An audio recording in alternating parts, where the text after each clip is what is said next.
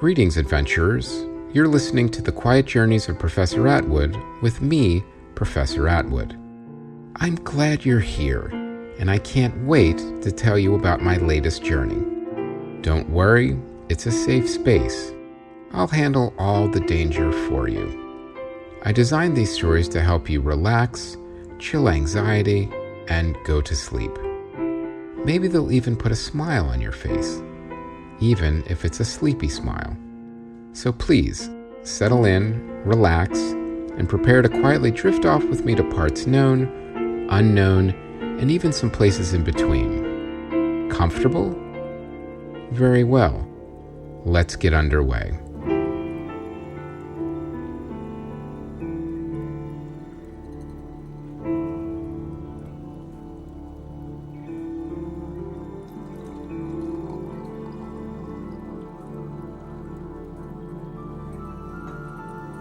Good evening, adventurers. I hope you're doing well. I also hope you're all cozy and settled in because tonight I'm going to tell you about the first leg of my submarine journey, along with some unexpected trouble on my adventure to confront Professor P, my nemesis. As you remember, I had to stop by the Getty Museum to pick up a part for my hybrid engine system for my submarine, the O2.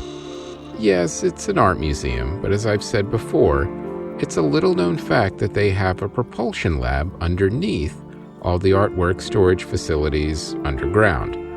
The original intention was to get art moved faster all over the world, but it soon became its own thing, and their propulsion lab can now give NASA a run for their money in a few areas, let me tell you.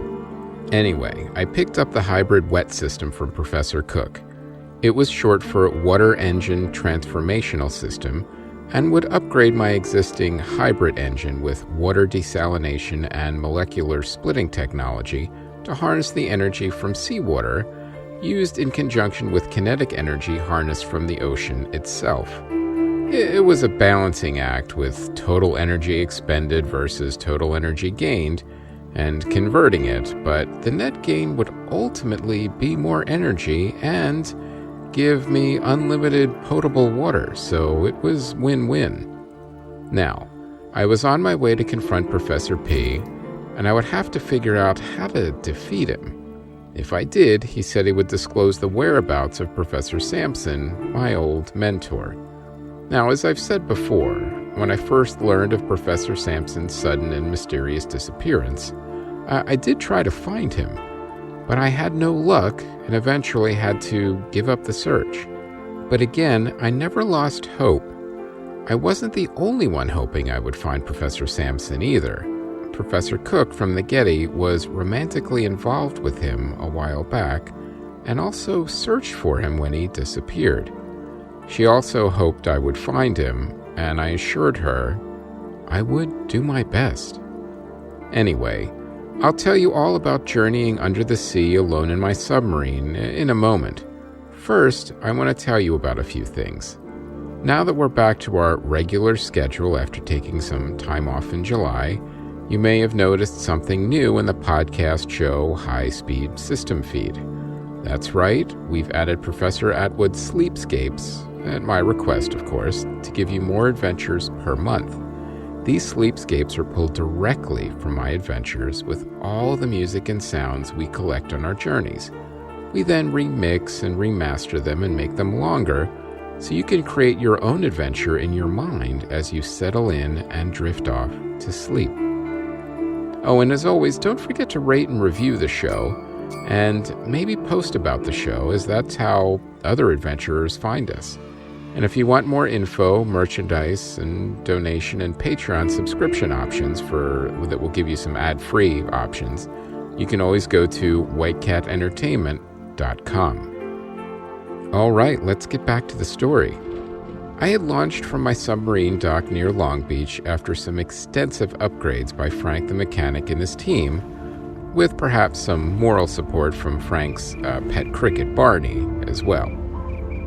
I took a deep breath and was prepared and ready for this journey. Now, the first thing you're probably wondering is, can you operate a submarine with just one person? And the short answer is, well, no, you can't.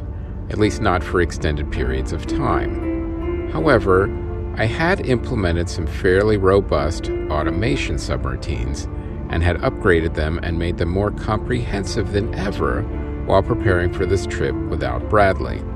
2 people running a submarine is tough but doable. 1 person is where it gets a lot more complicated. Now, in order to travel in the submarine by myself, I basically had to convert the O2 to a semi-autonomous underwater vehicle, or an SAUV. And I will say one thing about autonomous vehicles for a moment, as I know it can be a controversial subject. I like the progress and automation provided by these autonomous systems, as it frees me up to spend more time on things like solving why there's a desert temple in the middle of a rainforest, or why there's always one mosquito that arrogantly ignores your repellent. But that being said, while autonomous systems can be incredibly useful, I am still a firm believer of always keeping one hand on the wheel, so to speak. Now, there have been a lot of advances on autonomous underwater vehicles, or AUVs, and occasionally one washes up on a beach in Los Angeles, and then it's a whole thing with the military and curious surfers with smartphones. But the interesting thing is that these AUVs can serve many purposes, more than just military applications. Oh, and on a side note, when one washes up on the beach in LA, they're usually painted like dolphins, which has the ability to temporarily confuse and disorient a surfer, allowing the military extra time to remove the AUV. Now you see, an AUV, or autonomous underwater vehicle, is usually a robotic submersible vehicle that travels underwater without requiring continuous input from an operator. AUVs constitute part of a larger group of undersea systems known as unmanned underwater vehicles, a classification that includes non-autonomous, remotely operated underwater vehicles, or ROVs, controlled and powered from the surface by an operator or pilot via an umbilical or using remote control. In military applications, an AUV is more often referred to as an unmanned undersea vehicle, or UUV. Underwater gliders are a subclass of AUVs. I know that's a lot of U's and a lot of V's. Now, the first AUV was developed at the Applied Physics Laboratory at the University of Washington as early as 1957 by Stan Murphy, Bob Francois, and later on Terry Ewart. The Self-Propelled Underwater Research Vehicle, or SPURV, was used to study diffusion, acoustic transmission, and submarine wakes. And yes, it could have used a better name. Other early AUVs were developed at the Massachusetts Institute of Technology in the 1970s. One of these is on display at the Hart Nautical Gallery in MIT. Now, at the same time, AUVs were also developed in the Soviet Union, although interestingly, this was not commonly known until much later. These types of underwater vehicles have become an attractive alternative for underwater search and exploration since they are cheaper and, of course, safer than manned vehicles. Over the past years, there have been abundant attempts to develop underwater vehicles to meet the challenge of exploration and extraction programs in the oceans. Recently, researchers have focused on the development of AUVs for long-term data collection in oceanography and coastal management. The oil and gas industry uses AUVs to make detailed maps of the seafloor before they start building subsea infrastructure. Pipelines and subsea completions can be installed in the most cost-effective manner with minimal disruption to the environment. The AUV allows survey companies to conduct precise surveys of areas where traditional bathymetric surveys would be less effective or too costly. Also, post-lay pipe surveys are now possible, which includes pipeline inspections. The use of AUVs for pipeline inspections of underwater man-made structures is becoming more common. There also is development of AUVs for potential seabed mining and/or harvesting of polymetallic nodule rocks. Okay, so now I'm not a really big fan of underwater mining, but the exploration part for sure. anything that makes things safer and more efficient and doesn't damage the environment in the process, I'm all for. They've been a real boon for science and have made things more accessible for marine scientists, so there's a lot of progress being made. So, you see, scientists use AUVs to study lakes, the ocean, and the ocean floor. A variety of sensors can be affixed to an AUV to measure the concentration of various elements or compounds, the absorption or reflection of light, and the presence of microscopic life. Examples include conductivity temperature depth sensors, or CTDs, fluorometers, and pH sensors. Additionally, AUVs can be configured as tow vehicles to deliver customized sensor packages to specific locations. The Applied Physics Lab at the University of Washington has been creating iterations of the Sea Glider AUV platform since the 1950s. Though the Sea Glider was originally designed for oceanographic research, in recent years it has seen much interest from organizations such as the U.S. Navy or the oil and gas industry. The fact that these autonomous gliders are relatively inexpensive to manufacture and operate is indicative of most AUV platforms that will see success in a myriad of applications. Now, an example of an AUV interacting directly with its environment is the Crown of Thorns Starship robot, or COTSbot, created by the Queensland University of Technology. The COTSbot finds and eradicates Crown of Thorns starfish, a species that is damaging the Great Barrier Reef. It uses a neural network to identify the starfish and then, eliminates it. This feels a bit extreme, sure, but we can't lose any more ocean reefs, so it's an imperfect solution for now. The Queensland University of Technology has also developed the RangerBot AUV as a predecessor to the COTSbot to help monitor the Great Barrier Reef and reefs around the world. The RangerBot was developed for single-person deployment and offers real-time onboard vision for navigation, obstacle detection, and management tasks. Now, this is a little-known fact. Many roboticists construct AUVs as a hobby. Several competitions exist which allow these homemade AUVs to compete against each other while accomplishing objectives. Like their commercial brethren, these AUVs can be fitted with cameras, lights, or sonar. Now, of course, as a consequence of limited resources and inexperience, hobbyist AUVs can rarely compete with commercial models on operational depth, durability, or sophistication. But occasionally, one may surprise everyone with an ingenious design and an indie science spirit. In fact, some of my colleagues go to these competitions for new lab assistants, especially if they specialize in ocean and marine sciences. A simple AUV can be constructed from a microcontroller, PVC pressure housing, an automatic door lock actuator, syringes, and a DP-DT relay. Some participants in competitions create designs that rely on open source software. Now, of course, everything I use is pretty much proprietary to, me, with a few exceptions like the wet system that I just picked up from the Getty. And I had to hand it to Frank and his crew. The installation was seamless, and it was working beautifully. Now that I was underway, I continued to test the systems. Navigation, life support, the hybrid engine with the wet system, the Wi-Fi, everything was working properly. I had set a course, and the O2 was doing the rest.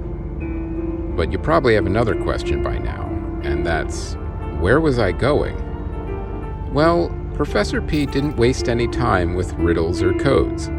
He told me exactly where he was in his volcanic secret island lair, with coordinates provided in his letter delivered by Messenger Raven. Now, you wouldn't think there were so many hidden and uncharted islands in the Pacific Ocean, but there really are.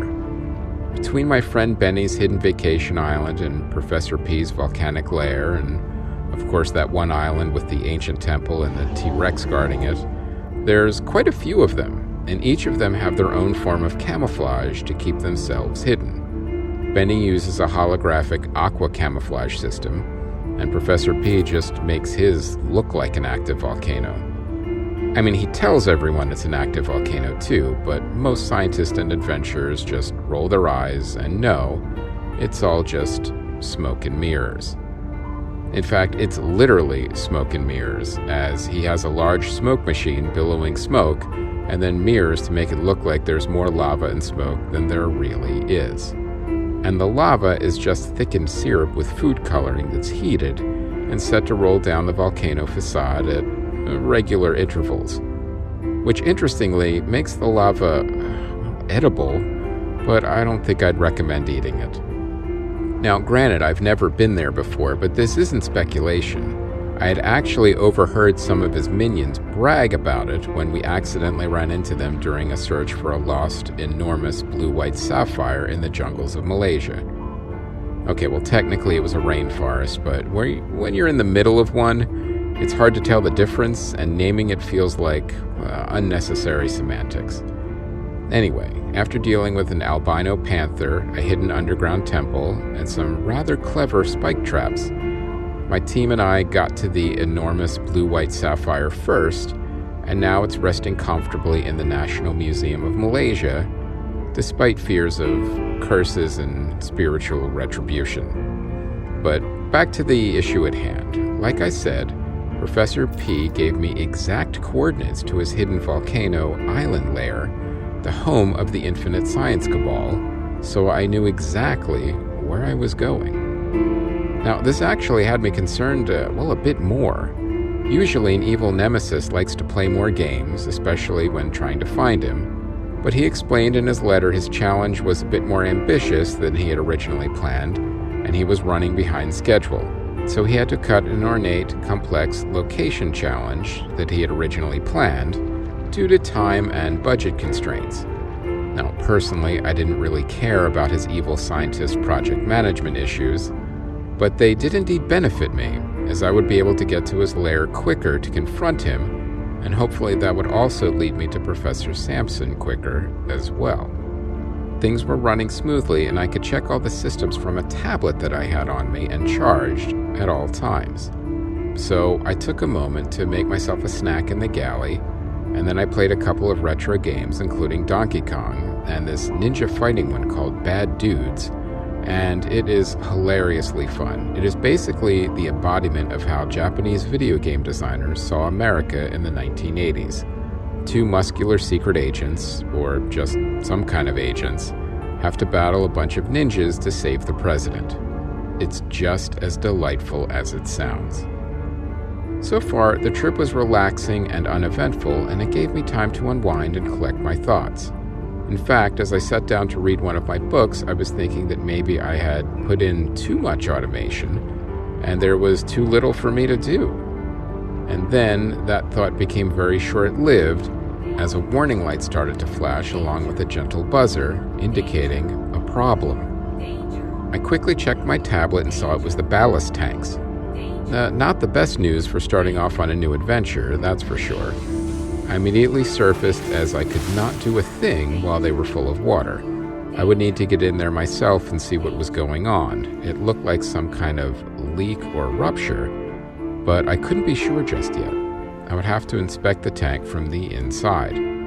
But first, let me tell you a little bit about ballast tanks. Now, a ballast tank is a compartment within a boat, ship, or other floating structure that holds water, which is used as ballast to provide a hydrostatic stability for a vessel, to reduce or control buoyancy, as in a submarine, to correct trim or list, to provide a more even load distribution along the hull, to reduce structural hogging or sagging stresses, or to increase draft, as in a semi-submersible vessel or platform. Using water in a tank provides easier weight adjustment than the stone or iron ballast used in older vessels, and makes it easy for the crew to reduce a vessel's draft when it enters shallower water by temporarily pumping out the ballast. Airships use ballast tanks mainly to control buoyancy and correct trim, but you don't usually hear so much about airships, but they do use ballast tanks quite effectively. In fact, I had a small one in my Aeropod as part of the upgrade Frank did. Now, as you know, submarines have powerful underwater propulsion systems. They must travel horizontal distances submerged, require precise control of depth, yet do not descend so deeply nor need to dive vertically. Their primary means of controlling depth are the diving planes in combination with forward motion. At the surface, the ballast tanks are emptied to give positive buoyancy. When diving, the main ballast tanks are flooded to achieve approximately neutral buoyancy. Depth control tanks are used for fine control of buoyancy by pumping water in or out to compensate for variations in weight. Ballast water can be transferred between trim tanks to balance the vessel in horizontal trim. The planes are then adjusted together to drive the hull downwards while still level. For a steeper dive, the stern planes can be reversed and used to pitch the hull downwards. Now, the crew submerges the vessel by opening vents in the top of the main ballast tanks and opening valves in the bottom. This lets water flood into the tank as air escapes through the top vents. As air escapes from the tank, the vessel's buoyancy decreases, causing it to sink.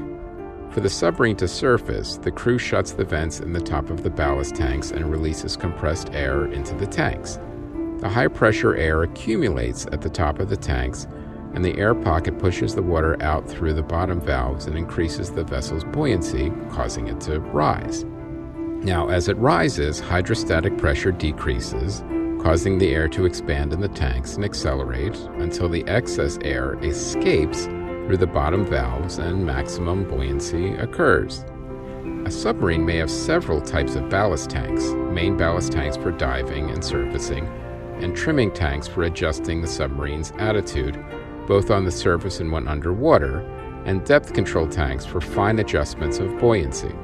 Now, I definitely had several ballast tanks on the O2, with one draining into the engine and the wet system for desalination and water molecule splitting.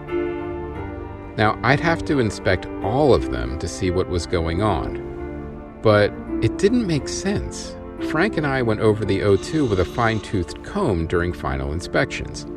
We would have noticed a leak or a crack, even a small one. Something was not adding up. With the submarine surfaced and the ballast tanks empty, I was then able to inspect the tanks. At first, I didn't see anything wrong. All the tanks looked undamaged and fully functional. But then I saw it. But I did not even believe what I was seeing. Again, it made no sense. One of the tanks had corrosion and microblistering, resulting in a crack in the tank. A tank that was perfectly fine just a couple days ago. Now, I thought about what I knew about corrosion in ballast tanks, and as I did so, I realized there had to be something else going on. You see, corrosion is the deterioration process where the surface of a ballast tank progresses from microblistering to loss of tank coating and finally to cracking of the tank steel itself. That's what seemed to have happened in a matter of hours.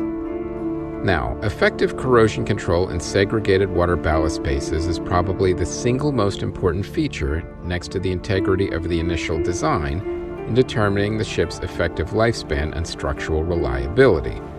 This was said by Alan Gavin, Germanischer Lloyd's principal surveyor. For those of you that don't know, the Germanischer Lloyd SE was a classification society based in the city of Hamburg, Germany. It ceased to exist as an independent agency in September of 2013 because it merged with Norway's DNV, the Det Norske Veritas, to become DNV-GL, in case anyone was confused by that. Anyway, before the merger, as a technical supervisory organization, Germanischer Lloyd conducted safety surveys on more than 7,000 ships. Its technical and engineering services also included the mitigation of risks and assurance of technical compliance for oil, gas, and industrial installations, as well as wind energy parks. Throughout the years, fleets have become increasingly aware of the importance of avoiding corrosion in ballast tanks. Well, it was an important thing to avoid, obviously. Now, there are a few factors that influence corrosion in ballast tanks. Epoxy and modified epoxy are standard coatings used to provide protective barriers to corrosion in ballast tanks. Exposed, unprotected steel will corrode much more rapidly than steel covered with its protective layer, obviously because you've got salt water in contact with it. Many ships also use sacrificial anodes or an impressed current for additional protection. Actually, empty ballast tanks will corrode faster than areas fully immersed due to the thin and electricity-conducting film of moisture covering them. Now, overall, the main factors influencing the rate of corrosion are diffusion, temperature, conductivity, type of ions, pH, and electrochemical corrosion potential. And yes, all things Frank and I had accounted for during our inspections. So I was a little puzzled as to what caused this accelerated corrosion and began to form a sneaking suspicion. And then I saw it near the small crack. It looked like a beeping, flashing, mechanical starfish. I put it all together and knew then what had happened, and I wasn't happy about it. Professor P had sabotaged my sub. He knew I was on my way and sent one of his robotic drones after me. One loaded up with a payload that caused instant corrosion. Now, I knew this was the work of the Infinite Science Cabal's Planned Obsolescence Division, although normally they focus on washing machines, refrigerators, and smartphones. Now, I quickly disabled the invading starfish drone and got to work repairing the ballast tank. Luckily, I had plenty of patch and repair gear. Another instance of where I really didn't think I'd need it, but I was sure glad I had it in the O2's storeroom now. I had caught the crack in time before it had gotten any worse, but still, it would take some time to repair. Professor P knew this, and I'm sure he was laughing right about now. He was sending me a warning that my upcoming challenge would not be easy. But I would not be deterred. In fact, this just made me even more determined. I took some time to patch up the crack, but soon I had repaired the ballast tank, good as new. I would need to wait for all the epoxies to dry before I could fill the tank again, so I had a little more time. Now, as you remember, normally, I can't do my favorite thing on a sea voyage, which is walk the deck on a submarine. But I had to wait for the epoxy to dry, and I was surfaced anyway. So you know what? I did just that. I walked up and around the small deck of the O2. It was a bright, sunny day, and the ocean was calm and tranquil. The waves lapped gently against the submarine, and I saw the occasional pelagic bird fly by. I wondered if one of them was one of Professor P's spies, but it didn't look like it. I took a moment to just take it all in and realized I had hit my first setback on this journey. There would be more, I was sure of it, courtesy of Professor P. But I would not let that stop me.